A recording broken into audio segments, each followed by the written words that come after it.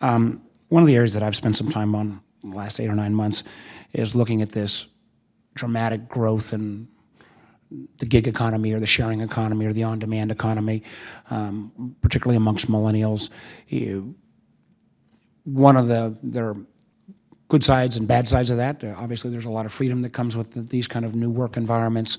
For some folks, it's quite lucrative to cobble together these different revenue sources.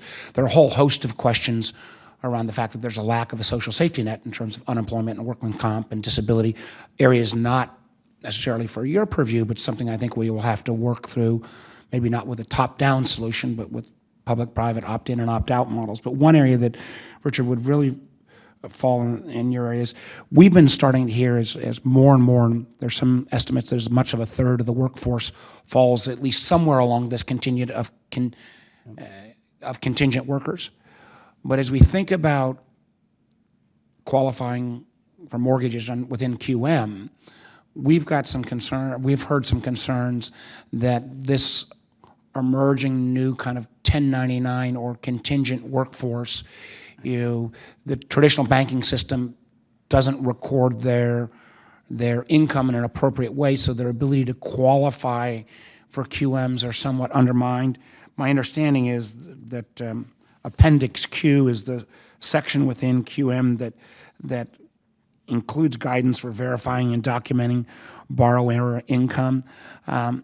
Is this an area that you've taken a look at? And it's, if not, I understand because there's not a lot of policymakers are taking a look at, but it far and away is the fastest growing sector of our economy, and we ought to get ahead of it a little bit.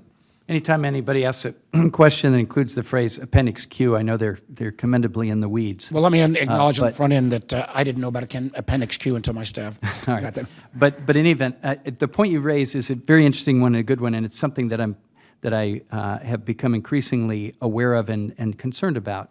So there's different aspects of this. I'd say several aspects. We are moving to an economy in which we have fewer full-time, full-salary employees in the old model. Just as we've moved over time away from defined benefit pension systems to defined contribution pension systems, this is happening. Interestingly, I read that the healthcare law is actually pro-liberty as a piece of legislation in the sense that it doesn't cause people to have to be stuck in a job to get their healthcare. They can actually consider being an independent contractor or other things and still now get healthcare. But I would say several things. It does create more complications for people qualifying for a mortgage because it's harder to document their income. Their income may be more fluctuating.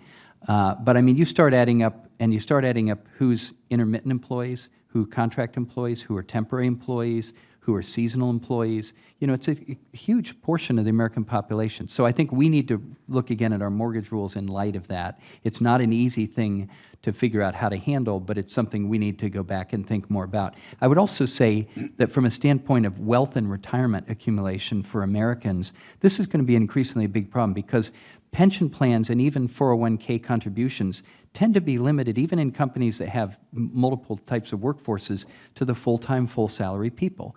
And everybody else doesn't have access to the ability to put away savings for retirement or get them matched by an employer. And we're going to have to think hard about what we do about that. Treasury is developing a MyRA account that may be an example in this area. I think Illinois just did something legislatively.